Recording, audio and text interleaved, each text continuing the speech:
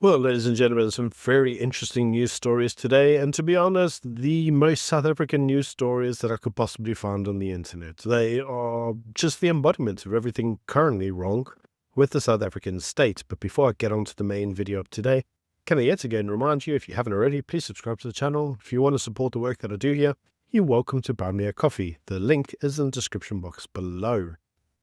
So before we get on to the first news story of today, we're going to get to the whole GNU fallout at the end of this video. But before we get there, let's look at some minor stories that you may have missed. And actually the most South African story that I could find of the day is that the Johannesburg deed office has closed, causing a crisis in the Johannesburg property sector. So the deeds office has actually been closed for a number of months due to severe structural problems, which include serious leaks, broken lifts, and water damage, leaving the building unfit for occupation. So it's actually been deemed unfit for human habitation. Now, in response, they've used their emergency failover center, a temporary remote operation, but this has failed to restore full functionality to the deeds office. So their failover just don't work.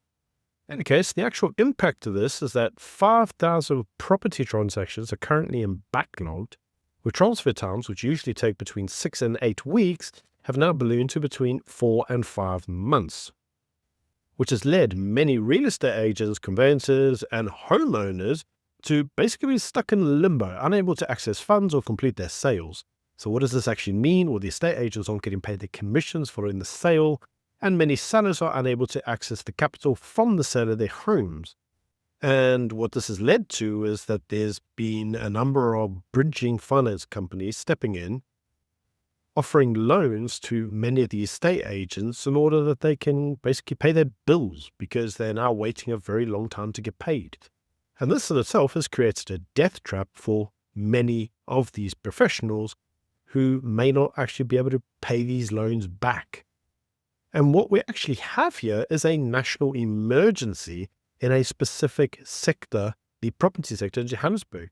Because you see, most sectors, most economies rely on the sale of property in order to free capital. It's a very big way that many individuals conduct business. So this is really problematic for the banks, for the people selling their properties, for the businesses that are centered around the property sectors. And all of this is due to government ineptness. It's all due to the failures of the state. So if you actually look at Johannesburg at the moment, property is very undervalued. And the reason it's undervalued is because even if you wanted to sell your property, you probably couldn't. That's not even taking into account all of the state degradation that is occurring in Joburg. Now, you see, this also becomes interesting in that over the weekend, the Hudson Institute said that they see Africa as being a high growth opportunity in the future, especially in terms of infrastructure, energy, agriculture, and digital services. Now, the reason for this is because this is anticipated that by, say, 2030, 2040, 50% of the world's population will live in Africa, which means that Africa will become basically one of the most interesting areas in the world due to nothing more than the number of the population there. So if you wanted to sell to consumers, Africa would probably have the majority of the consumers. But you see, the actual thing stopping Africa from having this renaissance is, according to the Hudson Institute, is red tape, corruption, and lack of data transparency, particularly in natural resources, which have basically become huge turn-offs for many Western countries wishing to invest in Africa. So if you actually look at South Africa as a whole, what it needs is reform and deregulation, because South Africa actually is one of the most regulated countries on the continent. And this is leading to forms of state degradation, which we just saw in the last news article. We see that where the government gets involved and the government's useless, they don't allow any form of economic growth due to their own inabilities to, well, do anything.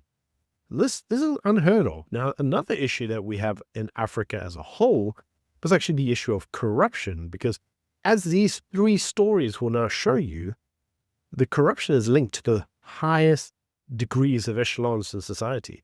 Let's go to the first news story, and this is the news story that Paul Mae is under scrutiny over his links to companies owned by his family and his associates. And We've covered this even in terms of the lotto tender that's going on, and Paul Mae is apparently being connected to that. Well, one of Cyril Ramaphosa's loyalists took a swap at Paul Mae at the weekend, saying that politicians should not get comfortable with power and they must remember their moral obligations.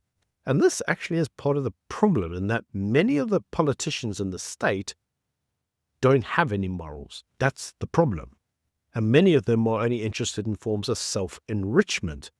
Now, this actual comment has been deemed to be a critique of Paul Mae, but actually what we're seeing here is a pro-Ramaphosa and a Mashatile-aligned bloc within the ANC basically having a turf war. Because as you all know, the ANC is due to have internal elections and a broader leadership reshuffle, and that there will be a Paul Mashatile-aligned bloc. So it looks like there is already starting to be factionalism in order to sound Paul Mae from the future leadership challenges. Now, in other news, the police commissioner, the police commissioner, reportedly under investigation for 120 million rands worth of irregular property purchases, which he made for the Crime Intelligence Division. Now, if you've watched some of my videos, you'll know that the Crime Intelligence Division itself is under investigation for corruption.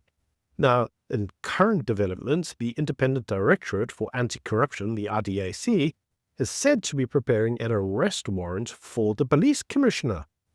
Now, what did the police commissioner do wrong? Well, supposedly he bypassed proper procurement processes in order to acquire buildings that were either inadequate or overpriced, and no doubt he allowed these buildings to be purchased with big, sizable kickbacks to himself. Now, the Minister of Police is trying to downplay the arrest speculation, but if he is arrested, this could be a massive blow to Cyril Ramaphosa's so-called reform narrative within the security cluster. Now, I don't know about you, but as where I sit at the moment, there has been no reform. This whole thought of reform by Cyril is rubbish. Cyril remains the most useless and most inept president we've ever had, where the state is degraded at the fastest rate underneath Cyril Ramaphosa. At least that's my opinion. Do let me know what you think in the comments. Now, going on to the third news story, and this is that the Tembisa hospital scandal. Well, there is an ANC-linked businessman who has been implicated over time in 2.3 billion in fraud with the hospital.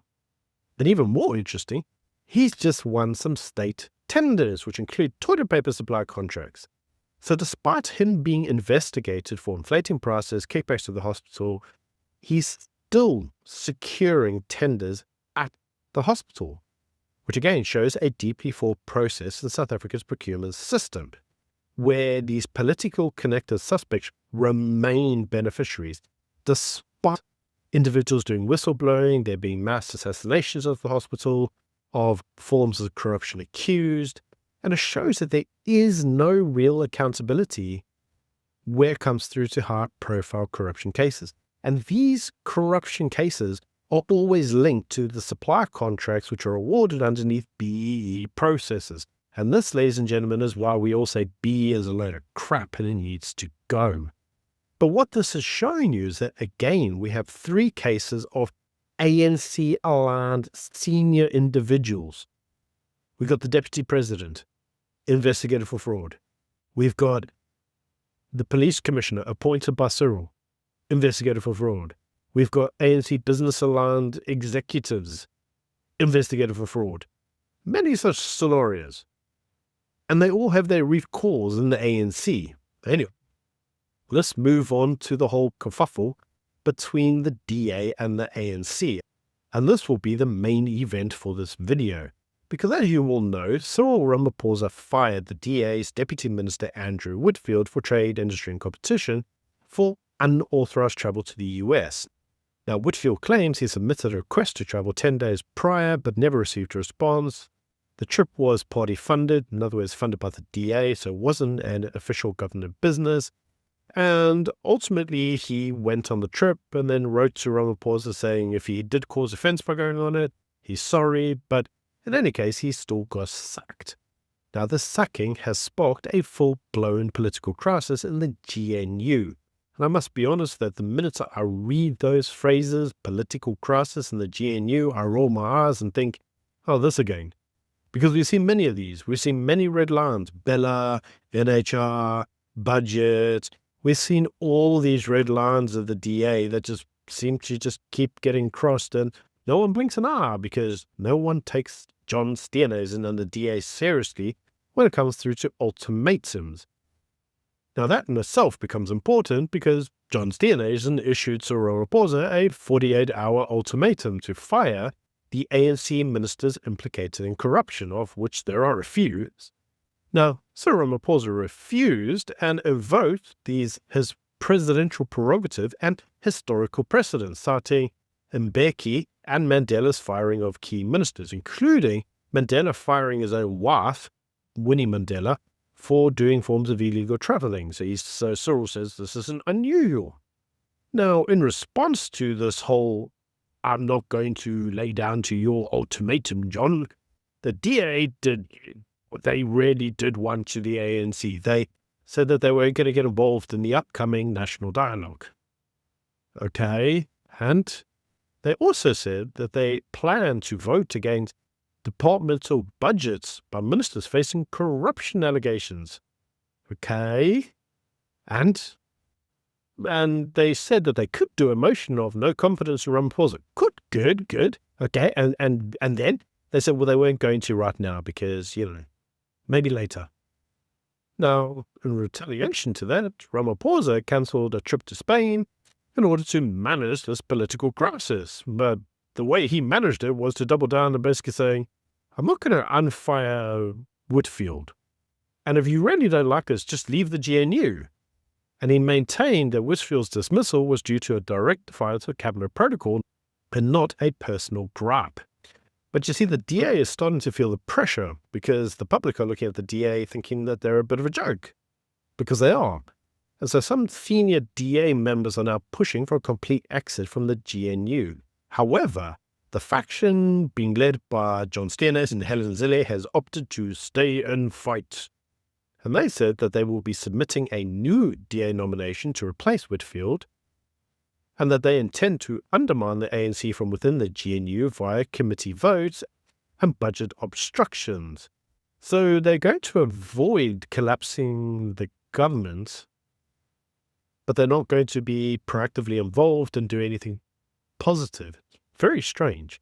Now, the ANC Secretary General, also known as the clown of the ANC, Fikile Mbalula, we love Fikile, has accused the DA of blackmail and political immaturity. Now, that's pretty much the ANC's gig, dude. Like, don't take that away from yourselves. Like, yeah, that's yours.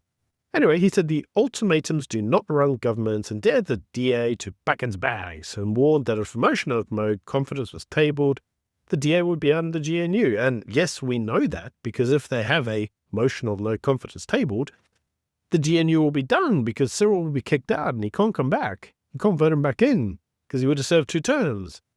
So of course it will be the end of the GNU because you'll have to form a new government under a new president. This is obvious. This isn't a threat. Anyway, he stated that the GNU would survive without the DA. And other parties like the EFF or MK were ready to step in, and we always have the threat of the EFF and the MK party.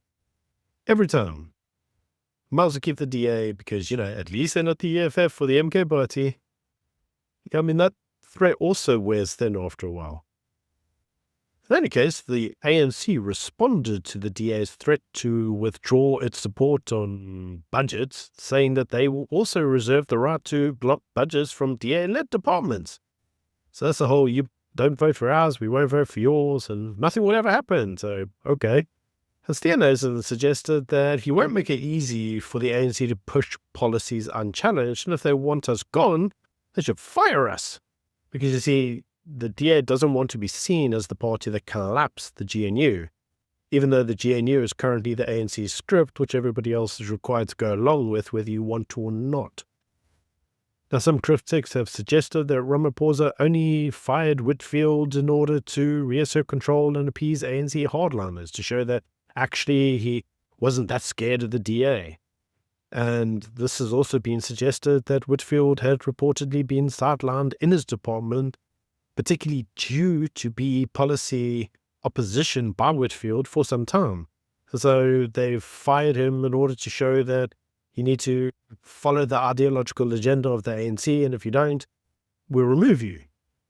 Is there any truth in that? I don't know. There's also been other suggestions that he was removed because he was investigating the whole tender process with the deputy president on the lotto. Is there any truth in that? It's very difficult to say. In any case, the GNU is currently strained, and markets and foreign partners may grow very wary of this in terms of SA's internal political volatility. And we've seen that already. Many individuals are saying this GNU thing is just, it was meant to be a stabilizing factor in South Africa, and it hasn't. It actually isn't stable. And so we constantly see these unstable power struggles, especially with the idea that there's the EFF and the MK just waiting in the wings for when things go pear-shaped with the DA. Now, according to the DA, they claim that there has been selective justice and hypocrisy by Ramaphosa, and to that I would say, where have you guys been living? The guy's full of contradictions. There's very little that he does that is coherent. And the ANC sees the DA as being like an opposition within the executive who was destabilizing the GNU through public theatrics and threats. And there is a lot of truth in that, because you see the DA without its form of opposition is very muted. And we can see this in the voting patterns. Where the DA isn't an effective opposition, people stop voting for it. And that's the difficulty, because they want to be the opposition to get the votes, but they also want to be in the executive in order to effect change. And they're struggling to have their cake and eat it. So where does this actually leave everybody? Well, the ANC's NEC is due to meet in mid-July, and they, yet again, are supposedly going to decide the fate of the DA in the GNU. We've heard this so many times. It's so boring, because you see, the problem is the ANC's NEC is just retarded. But the DA says that they will continue to obstruct the corrupt ministers, and that they will not cause the collapse of the GNU, but they are going to continue doing forms of political chess, they called it, where both parties are engaged in high-stake battles over credibility, power, and control of South Africa's future in a bid to get rid of the corruption accused. And I've got to say, if Zondo couldn't get rid of the corruption accused, I have no idea how the DA is going to do it. Like, we know who they are, we know what their crimes are, we have the evidence, we have the receipts, we have the paperwork, and nothing ever gets done, because that's the South African way. But that's just my news. Do let me know what you think in the comment section below. Until tomorrow, bye.